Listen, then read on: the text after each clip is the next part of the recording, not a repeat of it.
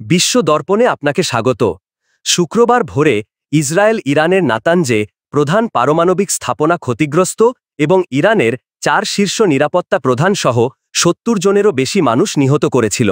জবাবে ইরান ইসরায়েলকে ballistic missile এবং ড্রোন দিয়ে সফলভাবে পাল্টা আক্রমণ করেছে।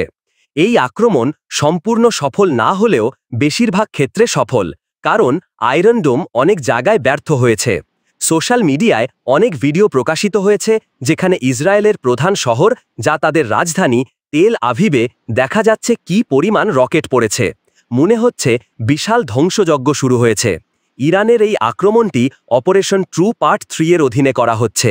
ইরানের বিরুদ্ধে ইসরায়েলের অভিযান হল রাইজিং লায়ন, আর আপাতত ইরানের এই অভিযানের নাম হল operation true part 3। Iran information ওয়ারফেয়ারে এক ধাপ এগিয়ে আক্রমণের ভিডিও প্রকাশ করেছে।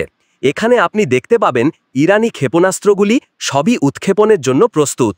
বিস্ফোরক ক্ষেপণাস্ত্রগুলি উৎক্ষেপণ এবং শেষে মিসাইলগুলো ইসরায়েলের শহরগুলিতে যে ধ্বংসযজ্ঞ ঘটেছিল তা এখানে ইরান দেখিয়েছে। ইরানের ওপর বিশ্বাস না করলে ইসরায়েলের সোশ্যাল মিডিয়ায় চোখ রাখলেই স্পষ্ট হয়ে যাবে। আপনি এই ভিডিওটি দেখতে পারবেন এখানে ইরানের ব্যালাস্টিক ক্ষেপণাস্ত্র কিভাবে তেল আভিভে পড়ছে। কিন্তু এবার ইরান এত সফল হলো কিভাবে?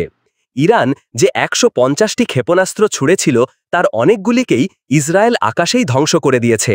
কিন্তু কোথাও ভুল ছিল। আয়রন ডোম এমনকি অ্যারো 33 এবার তেমন ভালো পারফর্ম করতে পারেনি।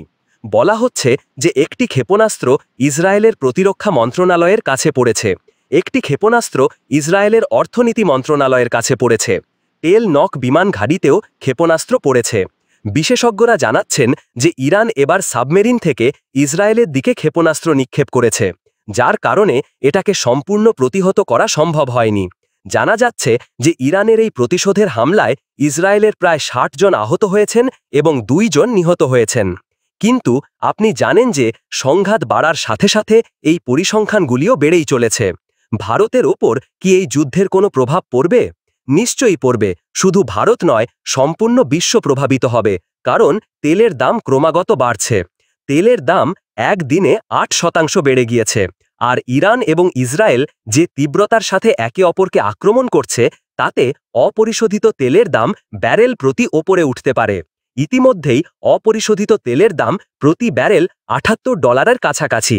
অর্থনৈতিক বিশেষজ্ঞদের মতে পরিস্থিতি এভাবে এগোতে থাকলে তেলের দাম প্রতি ব্যারেল $120 পৌঁছে যাবে।